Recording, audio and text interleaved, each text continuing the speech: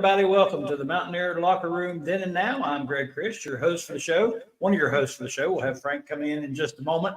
We're really excited about tonight's show. It's one we've been looking forward to since Frank got this put together. I know a lot of people will be interested in hearing from these folks as we are as well. We're really looking forward to it. I want to remind you and always tell you at the beginning of the show, make sure you like and subscribe on the YouTube channel. It helps us keep producing these type of shows. It goes a long way. You don't necessarily have to watch this. Just like and subscribe us. That would be awesome. We appreciate that very much. We had a great show last week, we thought, with Daryl Talley. And we have another great show, we feel like, this week with some folks that were put into some extraordinary circumstances at WVU. Of course, we're talking about basketball coach, former WVU basketball coach Josh EilERT and his lovely wife Brandi, who are with us tonight. And we want to read a little background info on them before we get going. I'll have to put glasses on for this, but both were born and raised in Kansas. Josh played community college ball, Junction City.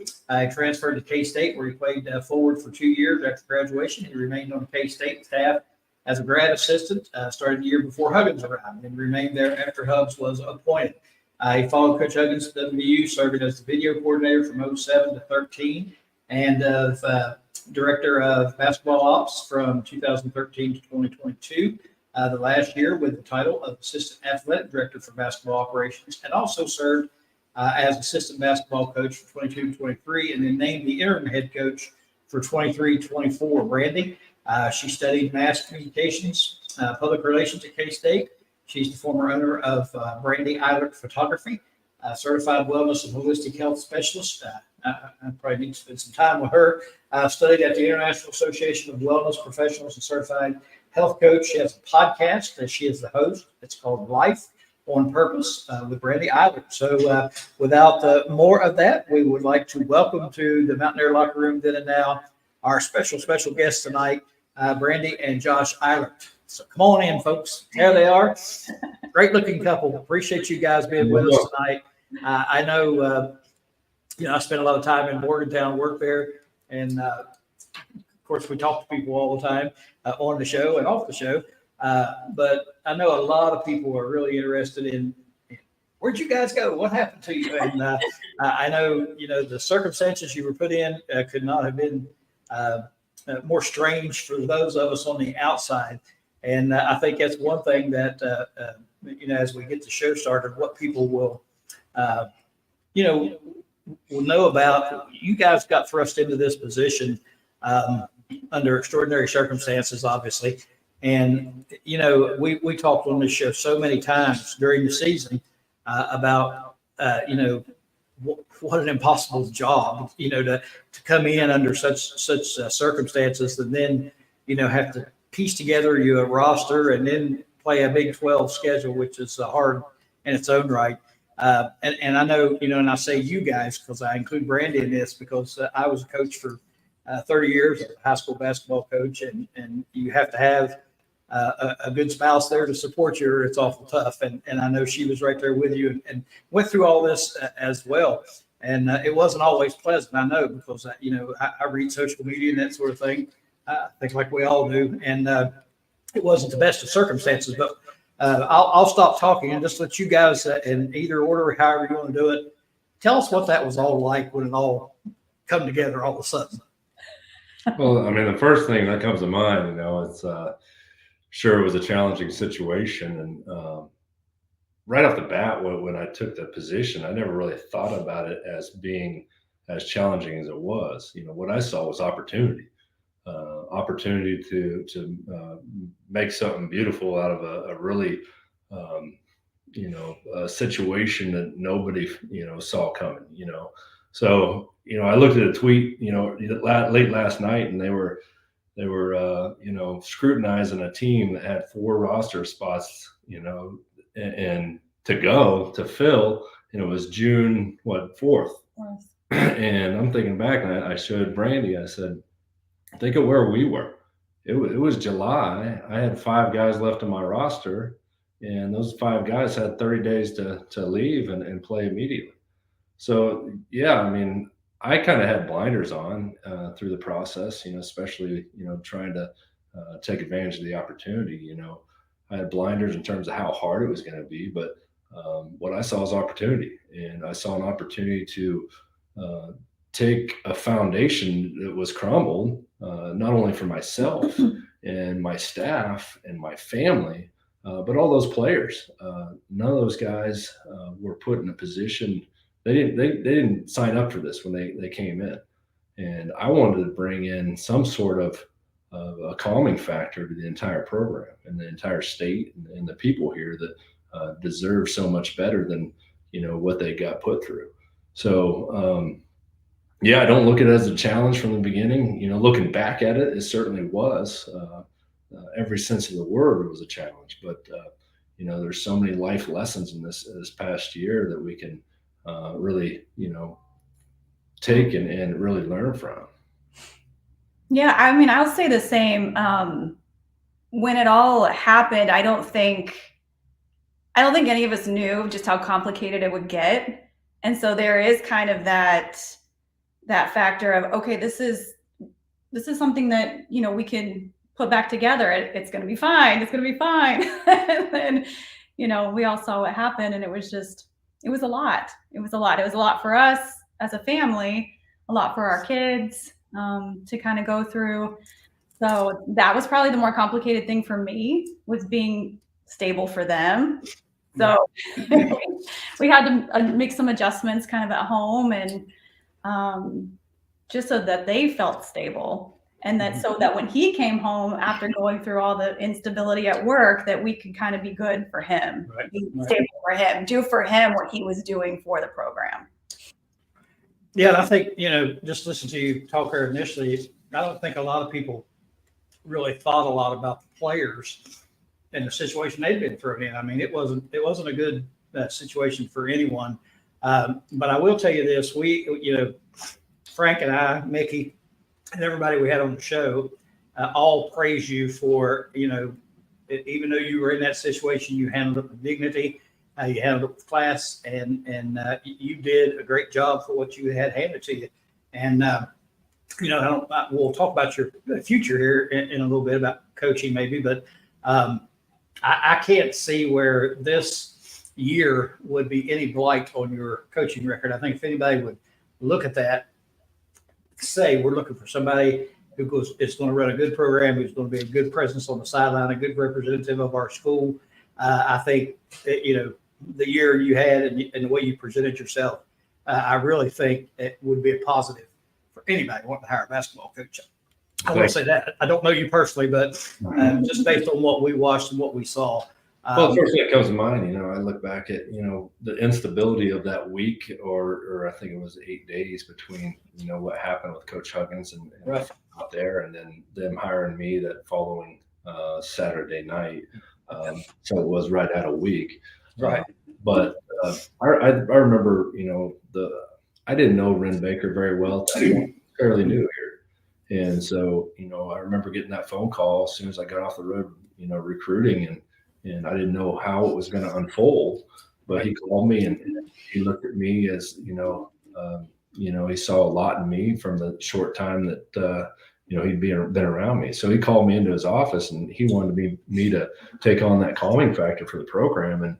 And certainly that was something I was more than willing to do. And I remember that whole week, the biggest message I had to our guys was, sometimes you can't control the outside, the variables in your life. So there's a lot of them you can't control.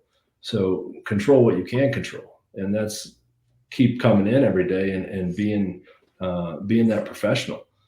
Because whether they play at West Virginia or whether they play at Kentucky or wherever it may be, that following year, they were going to have a career in basketball. So don't throw that away and stop working. So that was my biggest message, trying to beat that calming factor and understanding that you're going to go through a lot of adversity in your life. So just keep on showing up every day and doing everything you can to control what you can control. Absolutely. Let's bring Frank in. Frank, come on in. I know you got some questions you'd like to get in as well. Well, first of all, thanks, Craig. It's an honor to have you two here tonight. It's been an honor for me to get to meet you a bit And one of the things that Greg and I have talked about a lot is that, and I hope people can relate to this. I think I can, I know I can, and others can too, that when you're in a situation like yours, it really takes the person making the job call, in this case, Ren Baker, to say, Josh has the ability to do it in terms of the X's and O's court-wise, but he also has the character, because we all knew how difficult it would be to make that transition. And I just want to congratulate you. And you can see the comments that people are bringing up tonight. It's a really big thank you for all you've done. And as Greg said, you just did it with class. And Brandi, I know from knowing the two of you a bit, this was a team effort. Well, I preferred to stay in the background for sure. Well, every successful man has a successful woman behind him. So, she was incredible throughout the whole process. If she had any weakness, she didn't show it. And a lot of times I kind of wore those emotions and brought them home with me. And I try not to do that. And I've learned over the years that you got to put it away when you get home. So you got to turn that side of things off and turn the family man back on. So it was, I relied on my family a lot. My kids went through a lot. Our kids went through a lot this year, and there's more transition going to happen in our future. But that was they were my rock. They were my steady every single day to kind of, calm the waters, so to speak. And I had to hold my head up high every day and be that calming presence for the program. And then they were my calming presence when I got home. Well, I'll tell you one thing. We never know what our viewers are going to say, but you can relate to this not only from your WVU connection, but you're both K-State graduates. You're getting a lot of kudos for beating KU. That was certainly a highlight of the year. There was a lot of struggles and adversity, but to be able to hang that on, I wish we'd have played them again in the Big 12 tournament, because they were down out even, and we were at as full strength as we were going to get at that point, and would love to have another opportunity. But those 3 technical fouls in 4 minutes with that 16-point lead against Thunder. Yeah, that was tough. That was tough for all of us to watch. As K-State grads, beating KU is like the Mountaineers beating Pitt. It's just a big thing. Yes, that was definitely a highlight. So yes, and watching the games all year long, I got to go to a few and watched most of them. You guys, you were in every game just about. I don't remember a time when a couple of times we got blasted pretty good, but for the most part, we was in every game, had a chance every game, and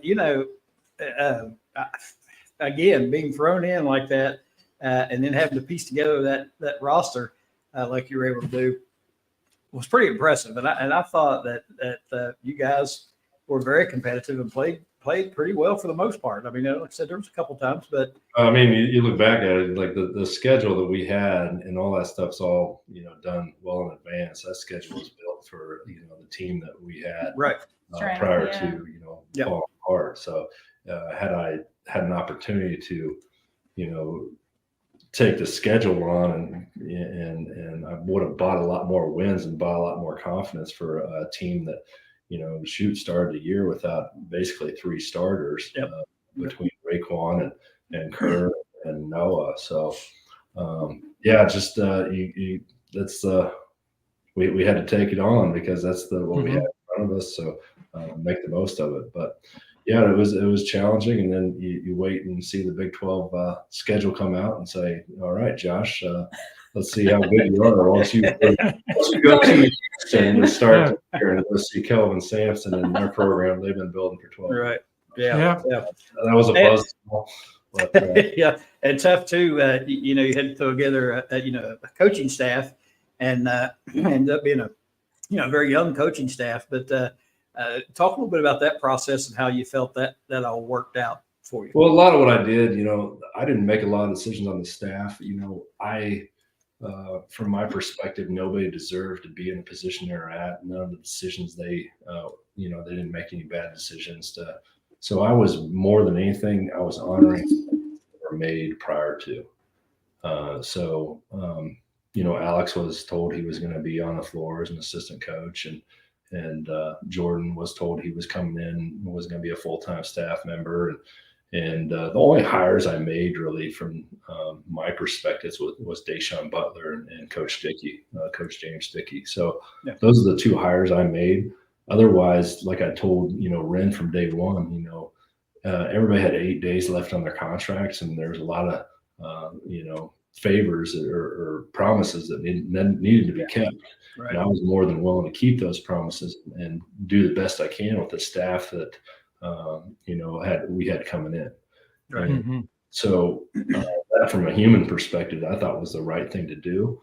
And then I thought Deshaun Butler was 100% the easiest decision and phone call to make. And I was so excited to have him for a year. And I don't think he gets nearly enough credit for, leaving the New York Knicks to be his alma mater and give everything he had, a 10-month contract. And that was the hardest thing about, if you're going to add people from the outside in terms of, really good talent, how do you sell someone to come in on a 10-month contract? Right. Yeah. Right.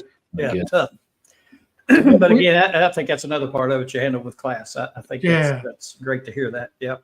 Brady, Greg, I was going to say we have an old gold and blue from the West Coast there. Yep. FDR Jr.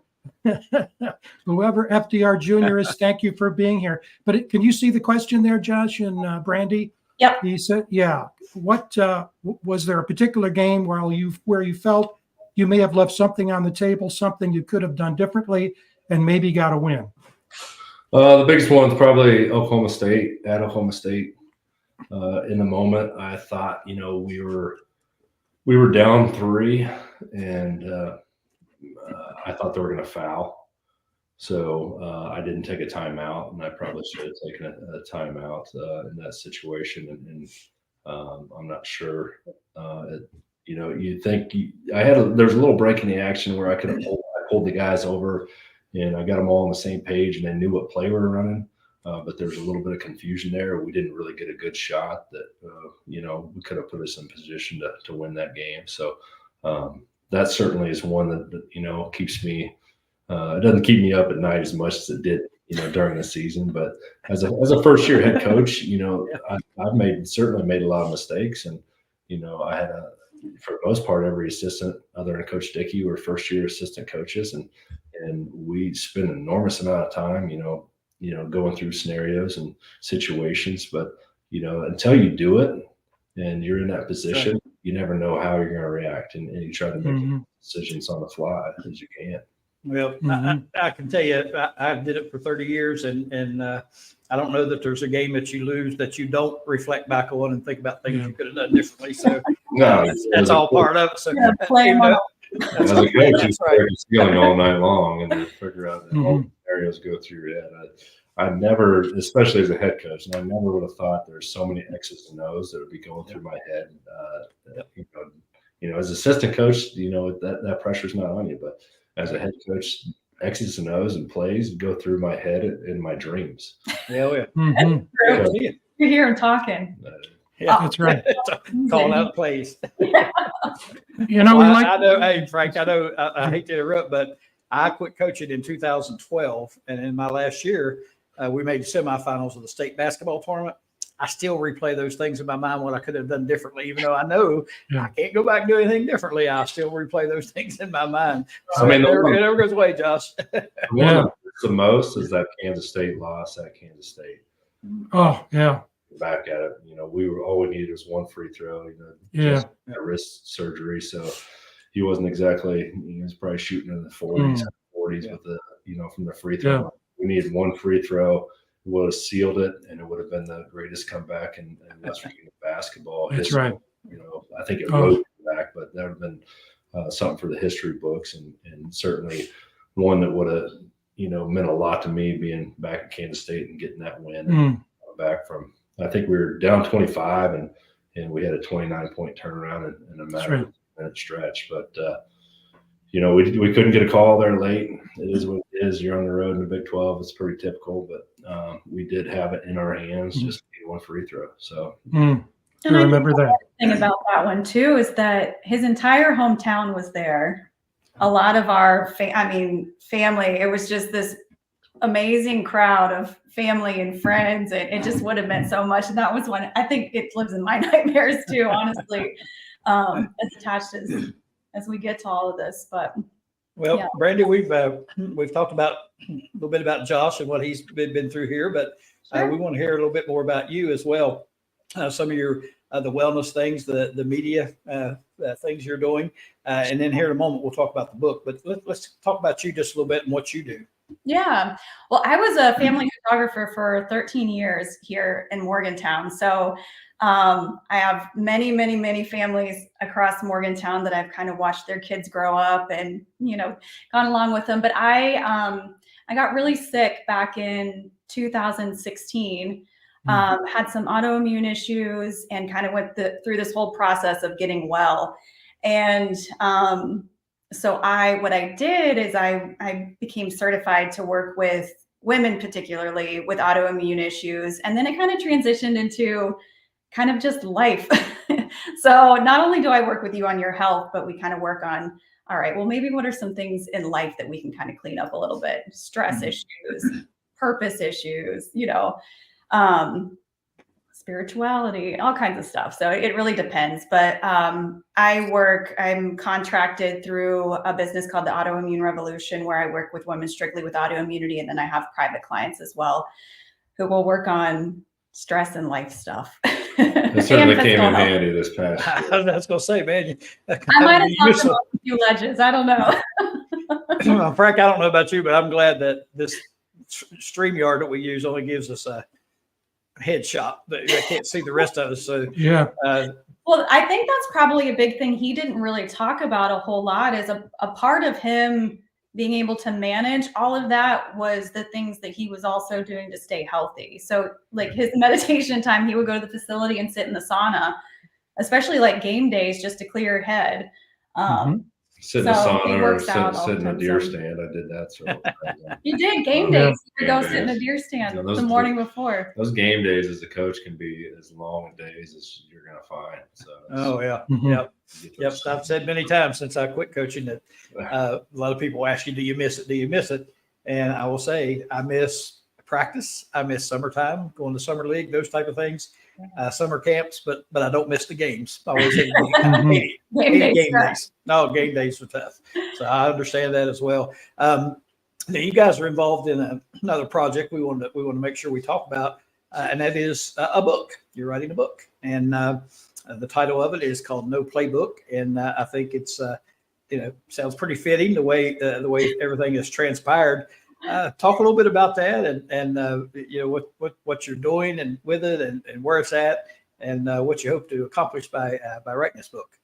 I think first and foremost, people can think what they want about the situation from the outside looking in, but more than anything, I just wanted to share the story in terms of what I learned through this process, and there's so many life lessons and fighting through adversity and putting your head down and working and it's just on and on and on. And one of my biggest mistakes probably throughout the course of the year was just not journaling, how everything went down. I should have put a pen to paper or go on a computer each and every night and kind of, put my thoughts on paper and I think there's some great lessons there. And we got a lot of feedback afterwards that, you should write a book about your experience. And when your contract ends on the 30th of April and you have all this time on your hands, we just started typing and putting our thoughts together.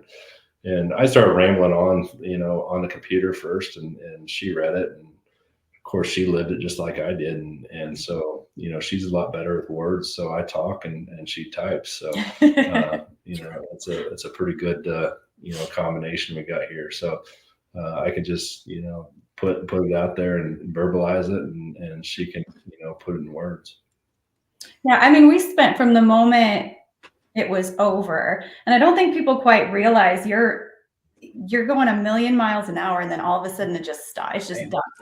Yep. And so those couple weeks after were really, really, really difficult. And so we spent a lot of time hunkered down, just reflecting, honestly. And that's kind of when, a few weeks after, we decided to just write it down, just start writing. And so I went to journalism school. While I didn't really do a traditional journalist path, writing's always been a passion of mine. I've always wanted to write a book. However, I never had anything to write about. So I kind of, his story, with my words, I guess. But I felt like it was something, and everybody just kept saying, "You guys should write a book. You guys should write a book. You guys should write a book," because it was just such a wild. It was just such a wild season. Like, we can laugh about it now, but it was intense. It was intense time. And one of the reasons why I thought about doing it, Tony EilERT, he wrote a book about one of my great uncles that was a priest, a Catholic priest that did a lot of traveling. And the title of the book was The Present Moment. Talked a lot about being a superpower, being, in the present moment and not thinking about your past or your future and just living the life that you have right now.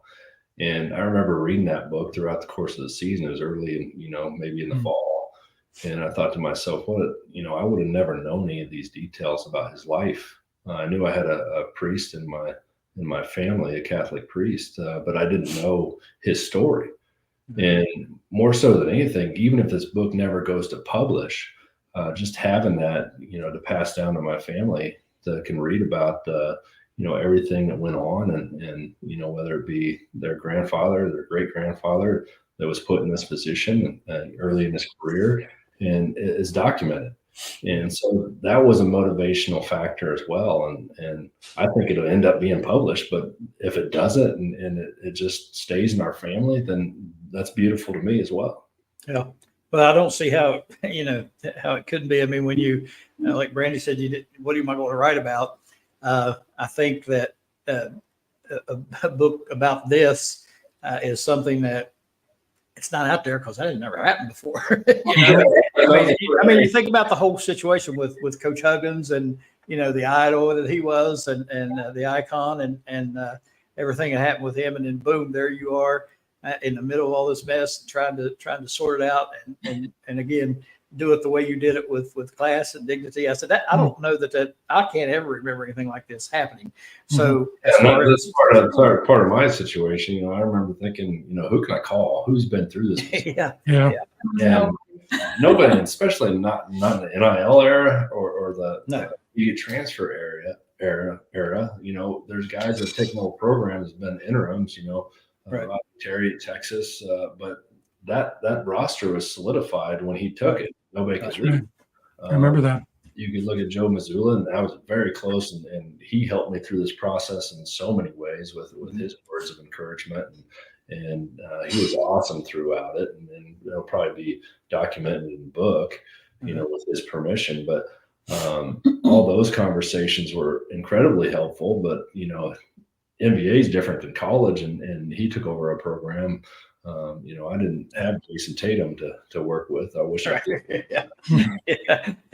He's made that. He's kind of a friend of our families. He's good friends with my son, and I talk to him occasionally too. But I know my son, who coaches college basketball, and asked him one time, "Is the NBA? Is it harder to coach in college?" He's like, "Dude, I'm coaching Jason Tatum, Jaylen Brown every day. How hard could that be?" Yeah, got a point there. But it's still not an easy job. He's an incredible coach. He's got an incredible basketball mind, and it's a sense of pride knowing that I had a little bit to do with him early in his coaching career. I remember him hitting me up and talking about helping him learn Synergy, which is a basketball analytics website early, and I helped him with login and showed him how it worked and everything else. And got into coaching and just took off, and he just got a great mind for the game, and he's somebody I look up to and have a sense of pride with the fact that when we came in, he was our point guard in 2007, one of the grittiest guys I've ever been a part of, in a program, and Certainly those guys don't, grow on trees, because especially in today's era, he was Sure. out there shooting free throws right-handed, with shoulder surgery, but he was more than willing to be out there and fighting, and he wasn't getting extra meals or any NIL or anything. He was giving everything he had, and truly cared about the program and the university. So.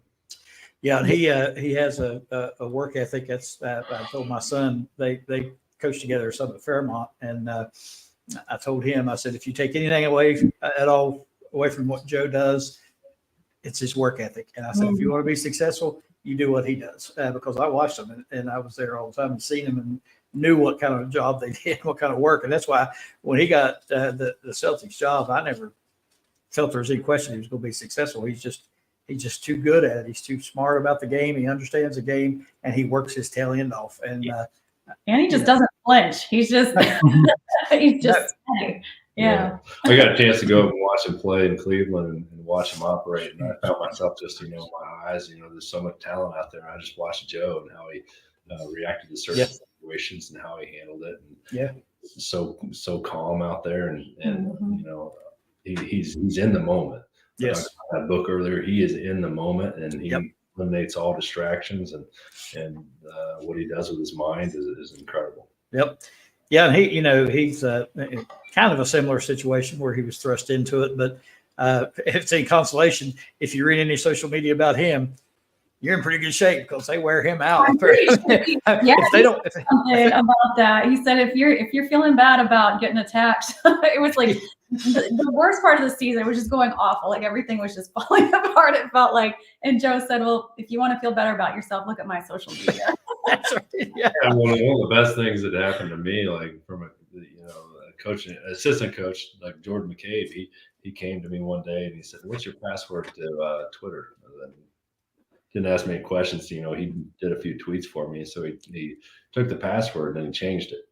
That's probably good for me throughout the course of the year. He changed the Twitter password, so I couldn't see anything. That was in November, so anybody taking shots at me out there all year, then I didn't see it, and I didn't hear it anyway. So that's part of it. Yeah, who cares?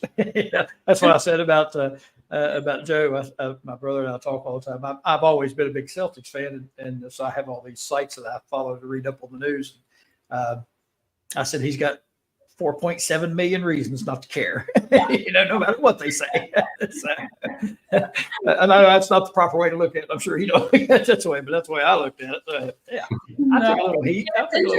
Every time things would get really hard, I would try to remind him that there's somebody out there that wants to be in your position right now. That's right. Regardless of how this is going, it's a great opportunity. So Exactly. Like put it in perspective. You look back at that 10 day or just the week prior to being hired. Where were we at? I had 1 year as an assistant coach. 2 if you count the interim assistant coach year. But with 8 days left on the contract. 8 days left in the contract. Everybody was done hiring their staff at that point. Right. Mm-hmm. Yeah, it had to be a rough time. I can't imagine. And like I said, but to have handled it the way you did, I don't think anybody would ever look at that season on a resume and think that's a bad thing. It's not always, rarely is it about wins and losses. And I just think there's so much to be said for, again, the way you handled it. It's still hard to look at. Success in the moment, the record and the losses keep piling up, and you don't define it by any means. But the guy came up to me, somebody really, close to the program. He said, "When are you getting your Purple Heart?" I said, "What do you mean? Why not?" Well, you jumped in a grenade for university, and so I'm curious to see when you're getting your Purple Heart. But. Yeah. Hey, Greg, we have some questions here. All right. For the EilERTs. There's first one from a person I know very well, my wife, Kathy Fair, my spouse. Yep. Very good. I see it. How to keep them motivated. You go back to that comment I made earlier about being a professional. Everybody's working for something.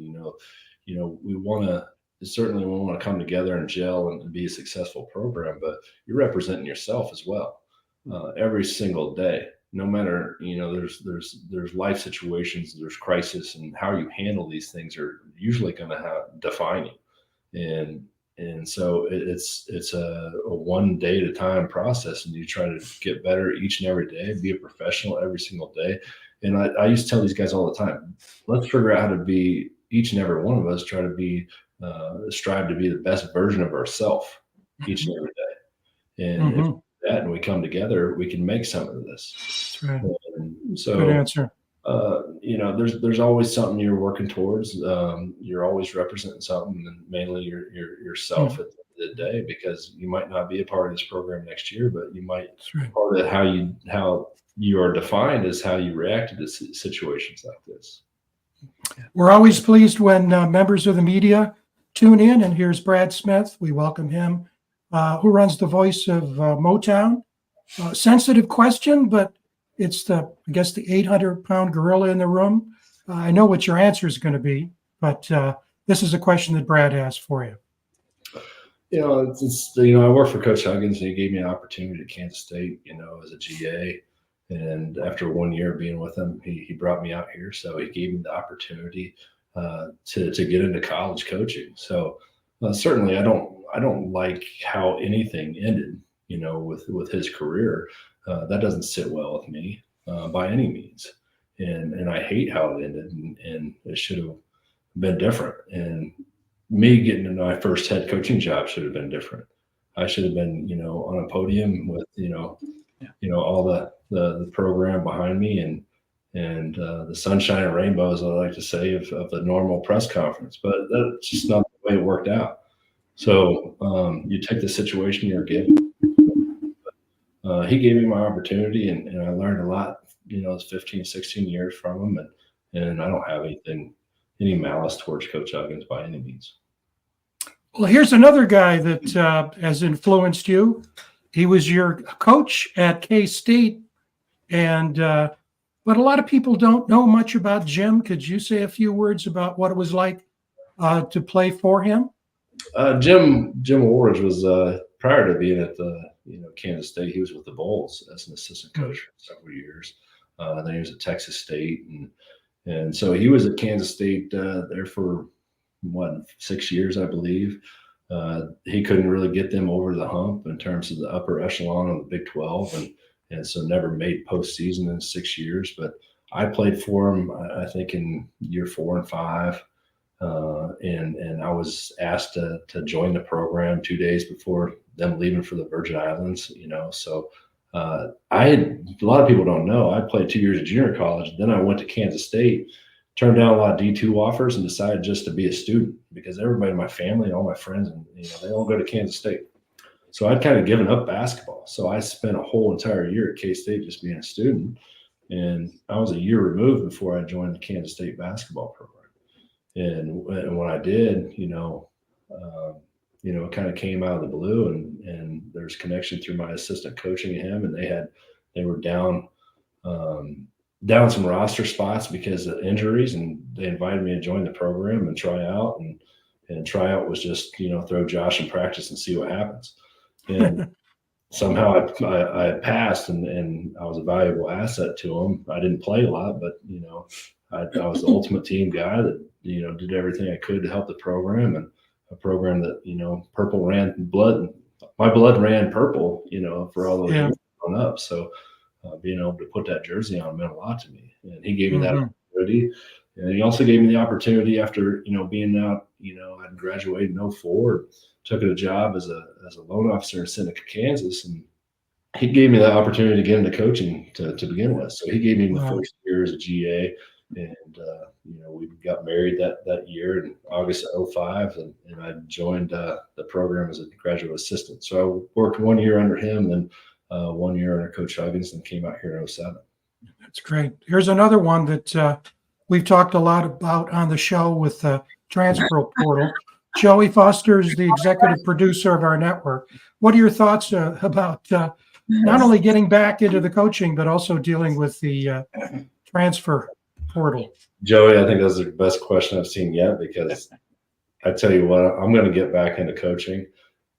But the fact that I missed the majority of the transfer portal months, from when things ended in March for me, and till now, like all these coaches, I try to catch up with all of them, and they're all just their Pulling hair's their on hair fire, out. just trying to figure out their roster, and I try to put it in perspective. It's like, guys, I know you got a couple spots left in this June, but think about where I was, in July of last year. I had 5 Sure. guys that could all leave, so I try to make them feel better in that regard. But by no means did I feel like taking a couple months off the transfer portal and working that. That's it was kind of recharging watching everybody else deal with it. Excellent. Yeah, Good answer. I've said many times I can't imagine being a college basketball coach now. I don't know that I'd want to be a college basketball coach now. But you said that you do plan on coaching again. I mean, I'm sure you're probably enjoying this quiet time just a little bit. And but how soon do you think you want to go back? I think it's going to be sooner than you think. There's an opportunity that I think. Got a big announcement here tonight? What? Not tonight, but you see something in the coming, days to weeks. So we'll Awesome. see. Oh, that's great. Good raise. I think is the perfect fit for us and our family. It's going down the right path. I don't want to jinx it, but things are Great. Well, that sounds fantastic and well deserved. And like I said, I can't imagine anybody not looking at that resume and with just looking at last year, why they wouldn't want you there. I mean, I think it speaks for itself. But we got an opportunity right off the bat. We went to the Bahamas with the family and spent some time there. And family vacations and college coaching can be hit or miss in a lot of ways. And scheduling can be hit or miss, trying to piece them together with the recruiting calendar and all that. So the fact that I could put everything away and just enjoy my family and do that. And then even last week we went to Harmon's Cabins weekend, and just I had nothing to preoccupy myself with. It was just me and my family and a fishing pole and a campfire and beautiful mountains. I'm sure the wellness coach was pleased with that. They had a really nice sauna. It was great. And then even a week ago, my 25th class reunion and the EilERT family reunion, which we have a huge Catholic family, all fell on the same weekend. So I just took the opportunity to get in the car and visit people on the way, and I was not in a hurry, and nothing was preoccupying my time. And things you don't get to do in this business very often. The fact that I got to recharge and connect with people on a different level with all the time in the world has meant the world to me. Yeah. Hey, talk about your family. You sent some pictures we asked for, and we got them here. And you see, you get us arrayed here. Talk to us about your kids. Yes, I'm doing too much talking. No. That was last year. So that's our middle school daughter. That was 6th grade volleyball championship. She goes to South. But she's in 7th grade now, going into 8th grade. She's 13. And then the little guy, he's 6, just finished kindergarten. And then Brendan in the back, he's 16. So just started driving, got himself a job. He's living his best life now that he's got freedom. That's great. The one in the middle keeps us on our toes. Yeah, that one. He's rotten to the core. Little story about Teddy. We call him Teddy. One of his middle names is Theodore. He was born 2 hours after my dad passed away. Oh, wow. So I was, talking about the commitment to come to West Virginia all those years ago. When you're 16 hours away from family, it's really hard, and your friends kind of become your family. But regardless, my dad was stage 4 colon and liver cancer, and so she went into labor on the same day that my dad was losing his life, and I had the opportunity to make a decision to either go back and try to be there on his deathbed or be there for my wife and bring Teddy into this world. So my dad's name was Theodore, so we put his middle name is Theodore, and so we call him Teddy. But he was born a couple hours after my dad passed, and you think about life and you think about, you put things in perspective, all the struggles and the challenges we went, through this year. That was probably something that, gave me so much resolve to have to go through a day like that, and the emotions of losing your father that meant so much, but also bringing a son into the world hours later. Roller coaster of emotions. So, it's, I'm getting a little emotional talking about it, but it's part of the sacrifice of college coaching, being so far away from family. That's right. This is a great photo. Was this after the Kansas win? No, that was after That the was first. the first win. Yeah, that was Wow. Yeah. We were 1-0, and I was had the highest winning percentage of any. So we were riding high. There we go. Another great. That's a beautiful family picture. That's the coach's making that right there. Yep. Yeah. Wow. Yeah. He loves I it. like this. Yeah, this is a great picture too. I love that. Yeah. That's talking to Tony. It's a free advertisement too. Yeah, I have no idea whether we won or lost and what game that was, but Yeah. I don't look that stressed. Yeah. One of my favorites there. Yeah, it was coming. This is from your the press conference when A.D. Baker introduced you. Greg and I are both impressed with Ren and the coaching hires he's made and what he's done to transform the program. Talk a bit about Ren and what it was like to work with him. I have the most respect for Ren Baker. He's been incredible through this whole process and from day one. Like I go back and we talk about it like we talked about earlier. Ren hadn't been here very long when this went down. I don't remember how long he's exactly been here, but this is something that was thrown in his lap, and I had some short conversations with him during that season. But you get so preoccupied as an assistant coach that you don't really, have deep conversations and get to know people all that well. So we really got to know each other very well throughout that process of the interview process in that week time frame. But everything he said he was going to do, he did. I have the ultimate respect for how he handled everything, and I'll never forget that he gave me this opportunity to take on this challenge. And so, we're lucky to have him at West Virginia. I can tell you that. So I hope everybody stands behind Ren Baker moving forward, and he's going to do big things for West Virginia. Mm-hmm. I know this is a tough question, but we have it from a couple of people. One of our regulars, Kelly McCourt of West Virginia. What are your thoughts about Coach DeVries? I got a couple chances to sit down with him. I ran into him at the Pines Country Club after a nice round of golf with my son. That's another thing. I get to play a lot more bad golf nowadays. But I ran into him. He was doing the hustle and bustle trying to figure out his staff. So he's interviewing somebody. So that's the first time I met him there.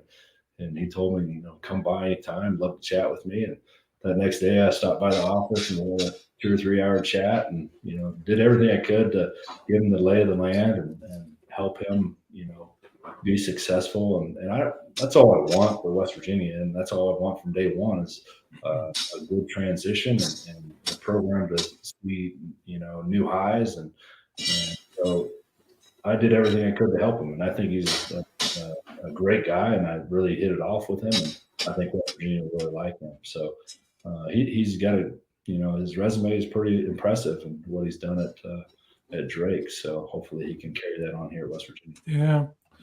Here's somebody who wants to see more of you. Jackson Johnson. Will you be on TV for the 24-25 season? Yes. There we go. Wow. I think you can catch every game on TV. That's interesting. We'll just let that lay there. We'll not say more about that. Your pictures of your family, beautiful kids. As a coach, when you're coaching, I'll go ahead and give you this warning. You're going to turn around and boom, they're going to be grown up. They're going to think, what happened to their childhood? I was fortunate enough to coach my oldest son all the way through high school. My youngest son, he plays at Wheeling right now. but I didn't coach while he was in middle school and high school.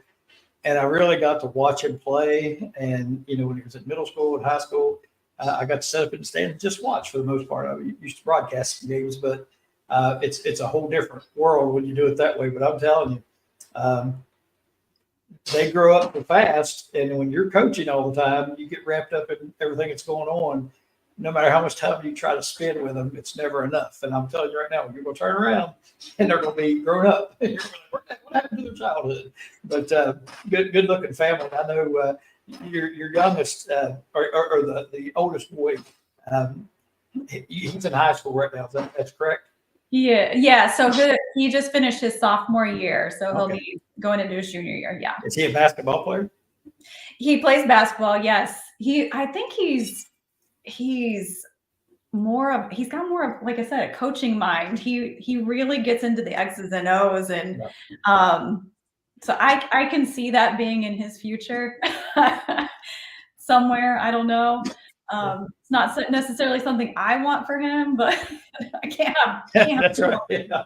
Well, he already has the look. You can see he's got the stance down pat. My wife always makes fun of my oldest son, who coaches at the University of Pikeville. She makes fun of him and says, "You are your daddy. I'm watching you on the sidelines. You act just like he did." So you be careful, Josh, what you do over there, because they do the same thing. But it's going to be fun to watch. And I know a lot of people were excited about you guys being on tonight, because we haven't heard from you, and I know you've been around, but it's nice to hear you talk about it and what you went through.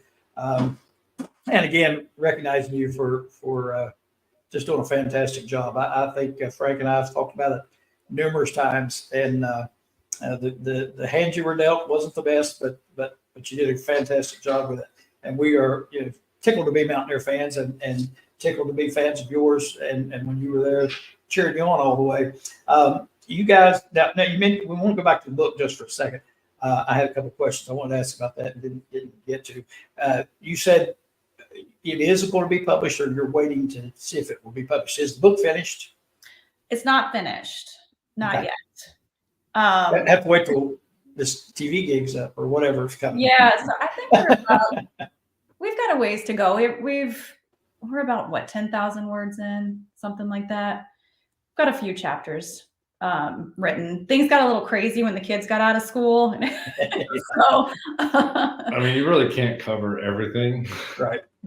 It'd be an over analysis of the year. So really trying to hit home on the life lessons and the things, and what we went through, changing the course of unintentionally changing the course of NCAA in terms of immediate transfer with Rayquan Battle, and that changed. Yeah, we wanted to mention that. Let you talk about that a little bit with Rayquan Battle, that situation.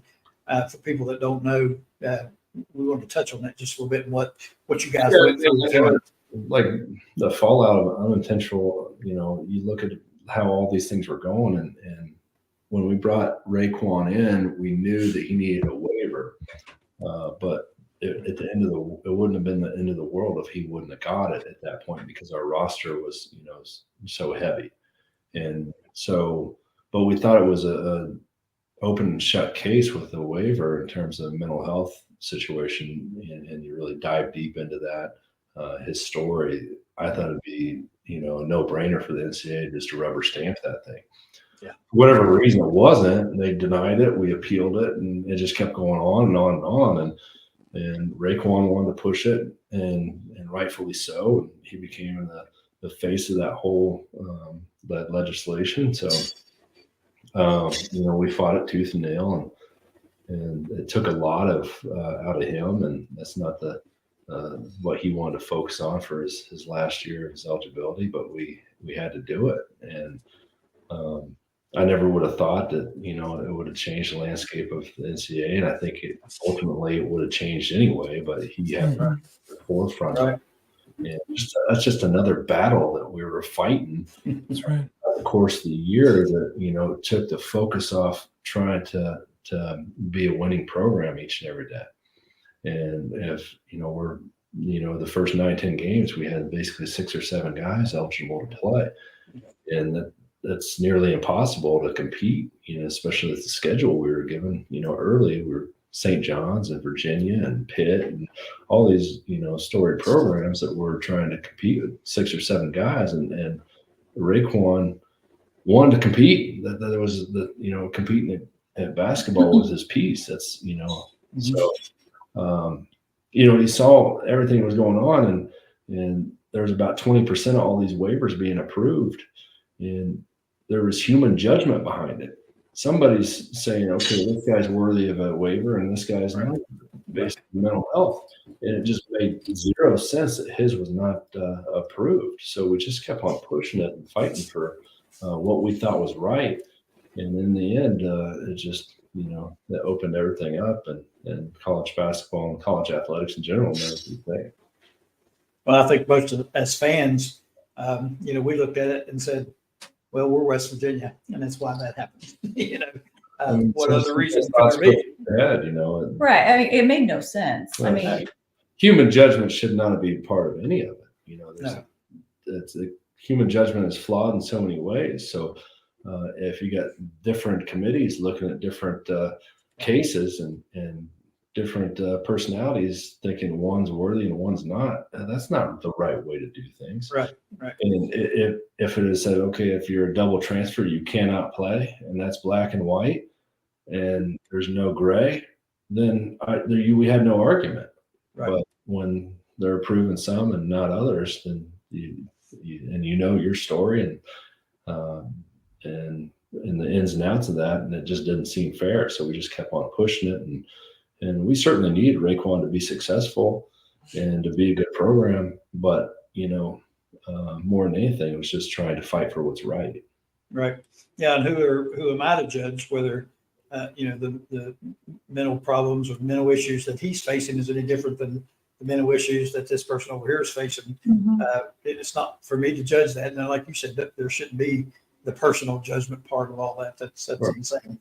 As a coach, I look at your situation, and I would, and I may be wrong, but you can tell me what the most difficult part was. But it seems to me like you get thrown into that, and it was again extraordinary because you had injuries, you had people fighting the NCAA, and trying to throw a roster together.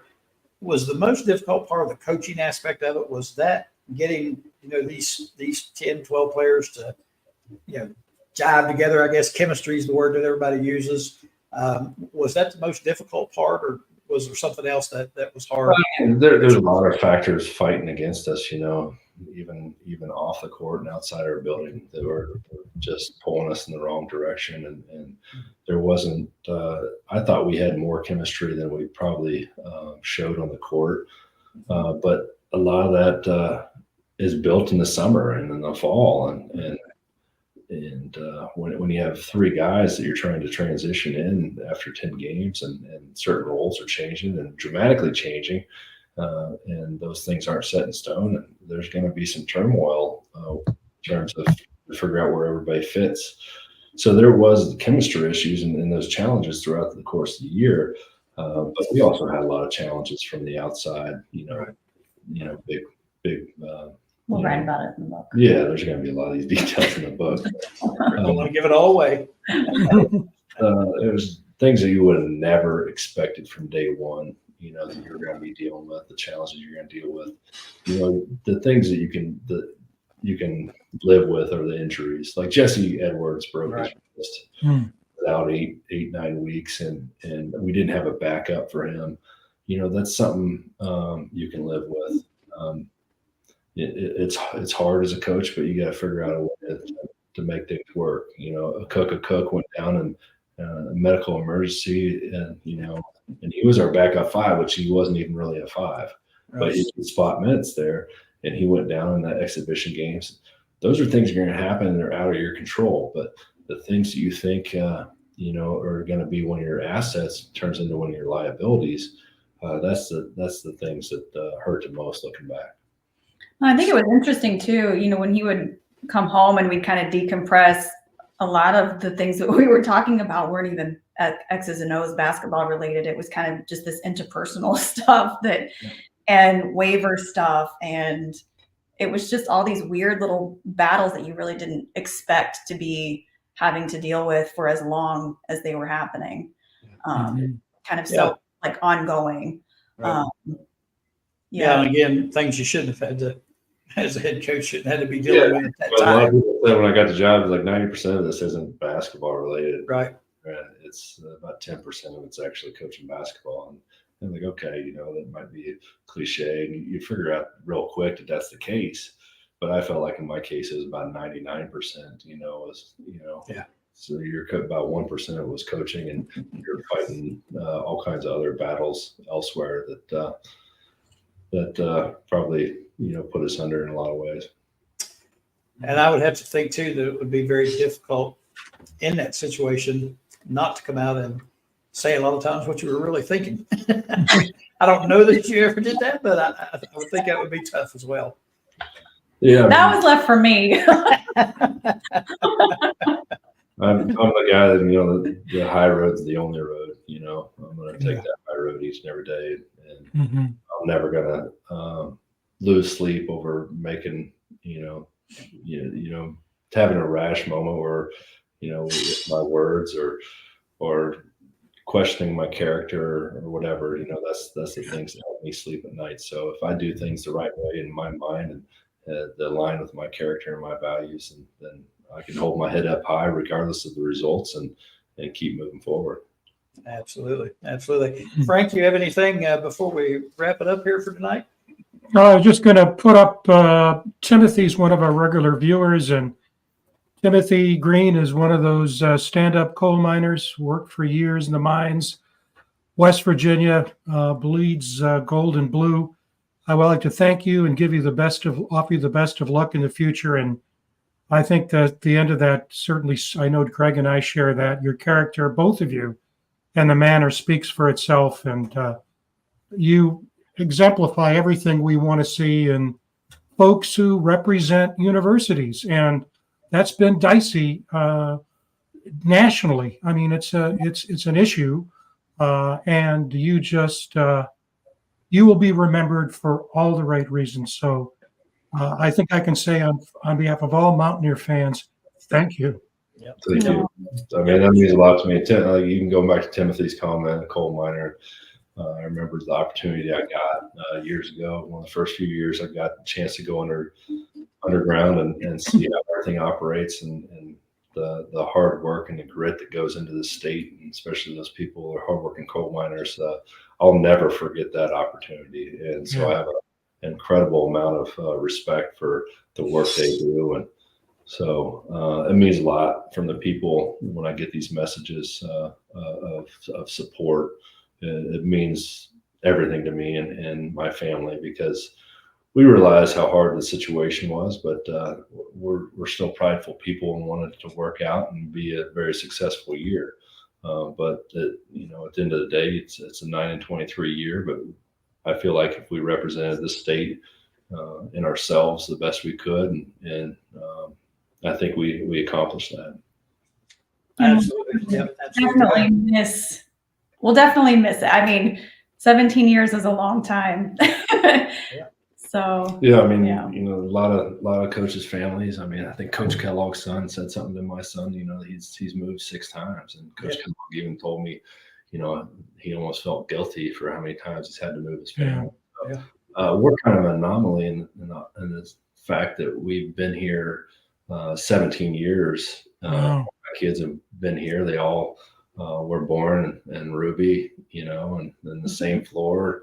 So, it's typically coaches' families are a lot like military families, but, you know, we put down a lot of roots here. And like I said earlier, you know, the friends become family because your family is so far away.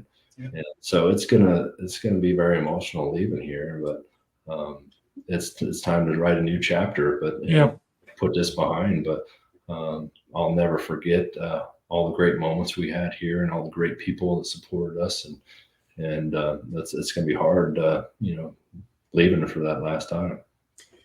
Yep, I'm sure it will be, but I feel very, very confident that everything's going to work out just great for you guys. And I think, you know, as a Mountaineer fan, and I'm sure I speak for many when I say, you know, that you look at a time in our program when it looked like it was imploding. I mean, it was, going down the tubes quick, and you stepped in and did such an admirable job. I think people respect the fact that you were able to hold this together. I mean, it was a tough road to hoe, and you really stepped in and did a fantastic job with it. And I don't think wins and losses are reflective at all of the type of job you did. And I think people that know, I feel like I know a little bit about basketball, and Frank knows sports. I think you look at the job that you did, and we become fans and admirers of you guys for being able to do that. So I think all Mountaineer fans are grateful for your time and the effort and what you did to save the program. Really, I think it could have really been a whole lot worse. Had the wrong decisions been made at that time. Yeah. And just hats off to both of you guys. We appreciate you so much for being here. It's been a pleasure to get to meet you and talk to you. Hopefully we'll get to do it again soon when the book is ready. We want to get that and certainly publicize that for you, and definitely read it, because I know a lot of people want to read it and hear a little bit of behind the scenes stuff. I know that'll be interesting to folks, but thank you again so much for joining us. We do appreciate it. Well, thank you for having us. Appreciate you guys. Absolutely. Fantastic job there. Again, Frank, I can't help but feel as a Mountaineer fan that, with him there, we were in good hands. And again, the wins and losses aren't reflective of what a job he did, because it was an outstanding job based on the circumstances. I don't think anybody could dispute that. No. I don't think so. And no, and and you and I have talked about this a lot, and we've mentioned it on the show. We've both been around a few years. The array of coaches, Josh included, that we have at WVU is very, very impressive. Josh mentioned Mark Kellogg. We had a chance to meet him in Wheeling. Yep. Very impressive.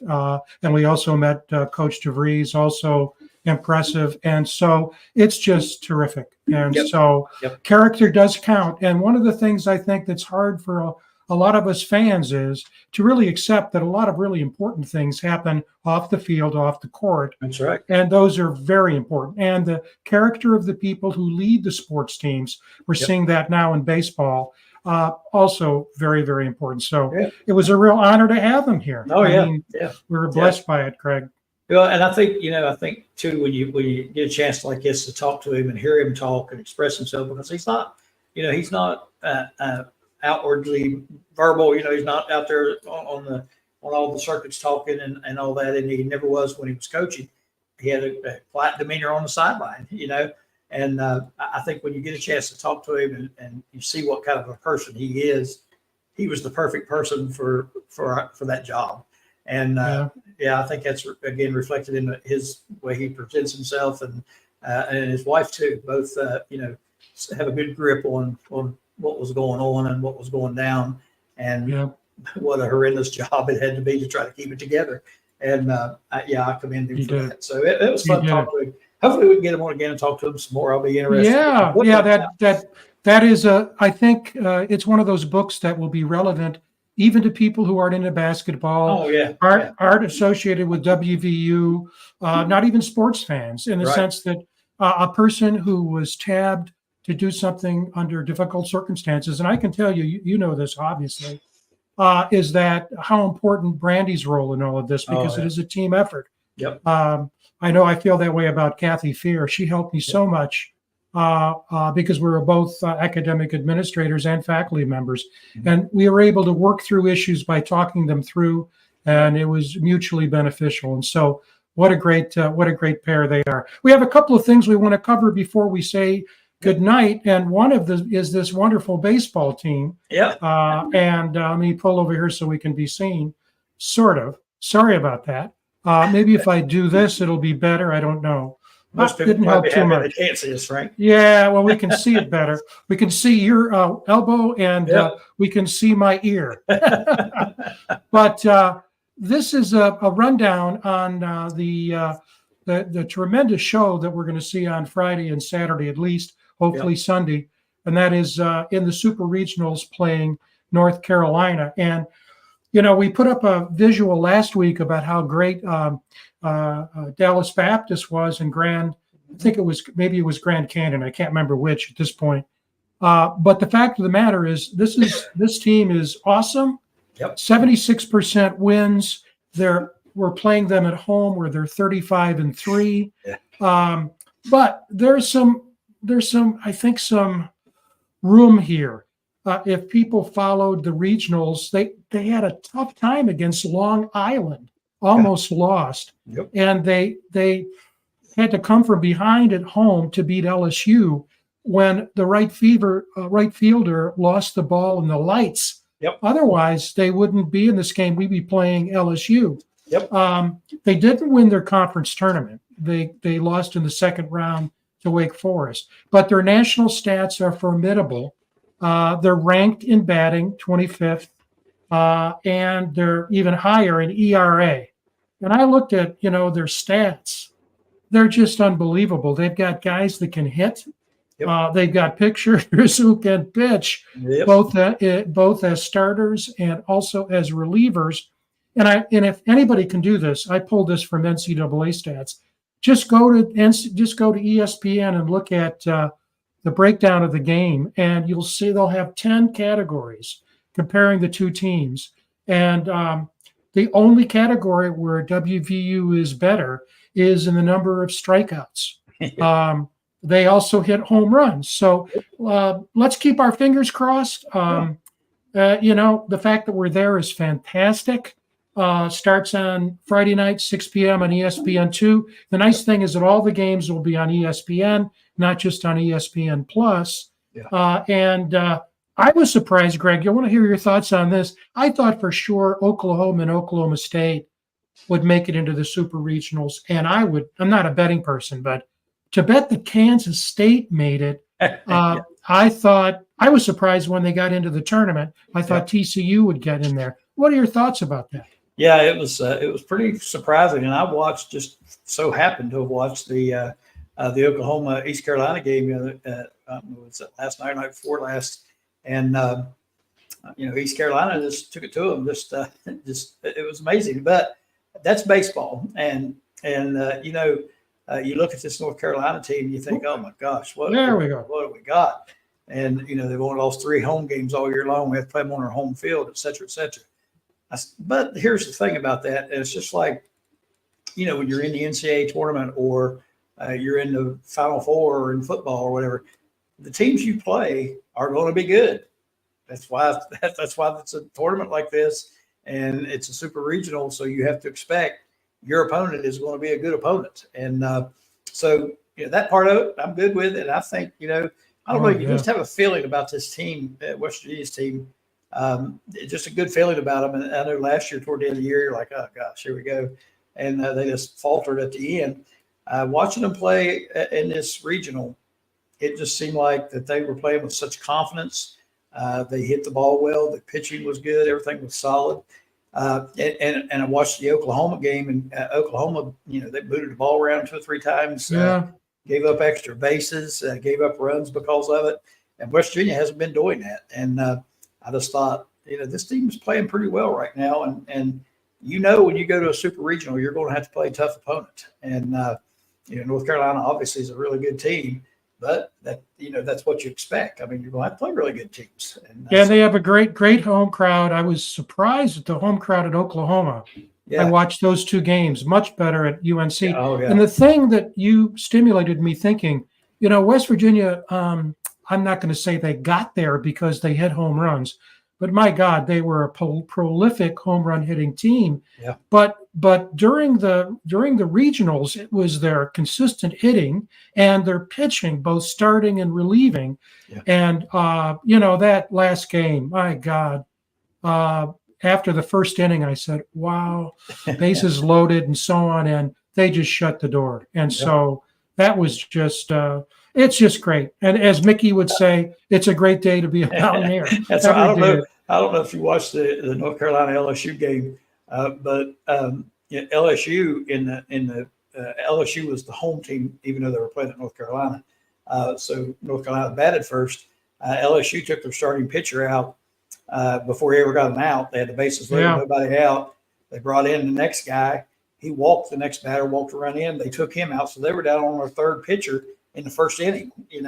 And the score could have been a lot worse. I think they scored 2 runs in that first inning, and then had just by miracle won the game at the end. So they're beatable. They're beatable. That's right. But I think we have to play pretty flawless. Now we've got a prediction here. If I can bring it up, here it is. A prediction is Joey Foster says WVU is going to win it by winning the third game 46-0. What if he wants to put any money on that? I don't know if I bet so or not. You never know in these games. Yeah, that's amazing. Well, the other big news is that West Virginia did really fine. Let me get this WVU out of there so we can see it. Did really well in the college nominations for the Hall of Fame. Yeah. Your thoughts on this, Craig? This is exciting. Yes, it is very exciting, and I think the 3 that were nominated there certainly, from our perspective, Slayton, Beasley, and Carlin. We've been talking about Carlin for months about being in the Hall. We got to see Slayton and Beasley play, or I did at least, and I can't see any reason why any of those 3 shouldn't be in. So, very exciting, all with tremendous careers and these WVU connections. It's awesome, and we're excited about it again. And I'm not so sure that there's not a few more players in that Slayton era right there that we'll see on the ballot here in a year or 2. Yeah, just like last week with Daryl. Yep. And you see the stats he put up, and you look at these stats these 3 put up. I mean, Jim was only here for 3 years, but then went on to coach 2 other teams. But you look what Aaron did and what Steve did. I mean, and both of those are in the WVU Sports Hall of Fame. It's just incredible. And Greg knows we're working on we hope to be bring you a Hall of Fame show soon, where we'll talk more about the nominations. But you'll notice there in red, there's something you can do. Yep. You can vote for the WVU nominees by becoming a member of the National Football Foundation. That's the organization that organizes this screening process and then names the winners and then has a banquet. Now, it's pricey. It's $60. And I know that's out of the reach for a lot of folks. And many folks would put that money into other good purposes. But I decided to last year, and I got my ballot yesterday, and I'm going to vote. It's an advisory vote, but it's a way in which you can contribute. And also, thanks to Mike Dunlap from last week's show, we'll have information to you soon about the people you can write to write a letter or an email to recommend what should have already happened, and that is Daryl Talley in the National Football Hall of Fame. We'll get that to you soon. Absolutely. Exciting times. And like I said, this is 3 good, very good candidates from our perspective. And of course, Daryl, we've said, and I've said for years, there's no reason why he's not already in the Hall of Fame.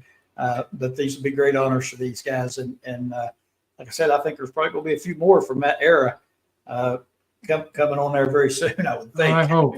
And you worry with like Steve Slayton, for example, as great a running back as he was, there were occasions when he was a little overshadowed by Pat White and Owen Schmidt and some of those guys, he was an awesome running back, but people may not recognize that as much because of the other guys that were so good on the team, but very deserving. So it'll be fun to watch that. And hopefully, like you said, we can put together a show with the Hall of Fame folks and get their insights. That'll be fun as well. Frank, been another good night. Another good night. Really enjoyed it. Hope, and based on the comments, I don't think it's hope.